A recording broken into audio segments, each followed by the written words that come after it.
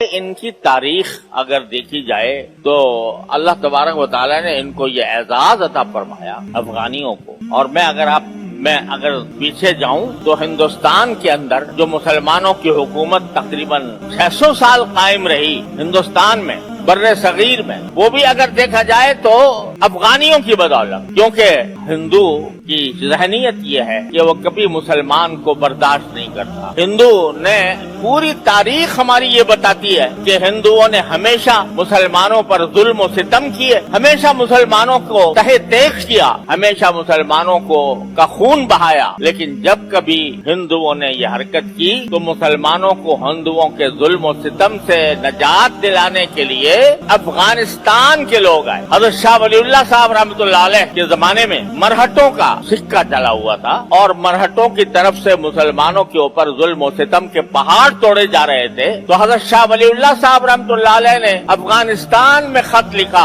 افغانستان کے حاکم احمد شاہ ابدالی، اور وہ احمد شاہ ابدالی افغانستان سے آئے اور آ کر پانی پت کی جنگ میں مرہٹوں کو ایسی عبرتناک شکست دی کہ جس کے بعد مدت تک وہ سر نہیں اٹھا سکے. اس سے پہلے محمود غزنوی رحمت اللہ علیہ، انہوں نے جب دیکھا کہ مسلمانوں پر یہاں ظلم و ستم ہو رہا ہے تو محمود غزنوی نے مسلمانوں کو ظلم و ستم سے بچانے کے لیے غزنی سے سفر کر کے ہندوستان کے اوپر حملے کیے اور سومناتھ کا مندر توڑا. علاؤالدین خلجی وہ بھی افغانستان کے تھے اور انہوں نے آ کر ہندوستان کے اندر اسلامی حکومت قائم کی. تو پورے ہندوستان کے اوپر مسلمانوں کی حکومت کا جو طویل دور ہے وہ بھی در حقیقت افغانوں کی بہادری اور ان کے جذبہ ایمانی کا مرہون منت. انگریز جب آیا اس نے پورے ہندوستان سے مسلمانوں کو تہہ تیغ کیا اور مسلمانوں کے ہاتھ سے حکومتیں چھینی. لیکن جب وہ افغانستان کی طرف بڑھا اور افغانستان کو بھی فتح کرنے کی کوشش کی تو برطانیہ کی وہ عظیم طاقت جس کے بارے میں کہا جاتا تھا کہ اس کی حکومت میں سورج غروب نہیں ہوتا، اس کے سامنے ڈٹنے والے اور ان کا مقابلہ کرنے والے یہی افغان تھے.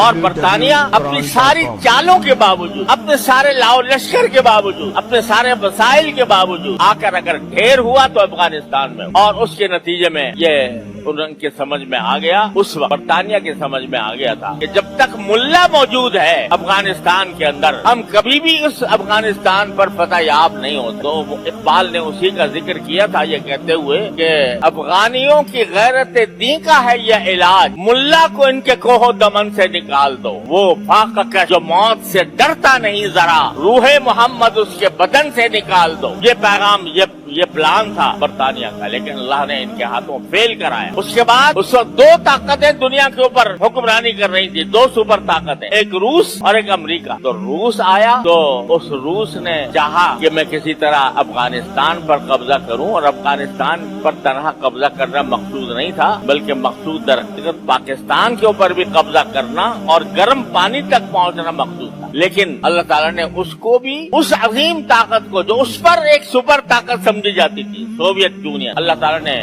افغان مجاہدین کے ذریعے ہی اس کا قلع قمع کیا. اس طرح قلع قمع کیا کہ جب وہ شکست کھا کر بھاگا، آج سوویت یونین کو کوئی نہیں جانتا. اس کے تمام جن ریاستوں پر سوویت یونین نے قبضہ جمایا ہوا تھا وہ اس کے بعد رفتہ رفتہ سب آزاد ہوتی چلی گئی. ٹوٹ گیا، وہ سپر طاقت ٹوٹ گئی، اس کی طاقت زمین میں دفن ہو گئی. وہ بھی اللہ تعالیٰ نے ان کے ذریعے کرائی اور ان کے جذبہ ایمانی کے ذریعے کرائی. اب دوسری سپر طاقت واحد رہ گئی تھی، وہ امریکہ، جو کہتی تھی کہ اب جو ہے ساری دنیا کے اوپر میری حکومت ہے، ساری دنیا پر میں واحد طاقت میں ہوں. اس نے حملہ کیا، ایک ایسی حکومت پر حملہ کیا جو طالبان کے زیر قیادت تھی. 3 سال تک انہوں نے افغانستان کے اندر امن و امان اور انصاف کی مثالیں قائم کی تھی. اگرچہ کچھ غلو بھی تھا، اگرچہ بعض معاملات کے اندر دانشمندی کی اور حکمت کی بھی کمی تھی، لیکن 3 سال تک انہوں نے حکومت کی افغانستان کے اوپر، مگر اس کو دنیا کی طاقتوں نے تسلیم نہیں. صرف پاکستان تھا، سعودی عرب تھا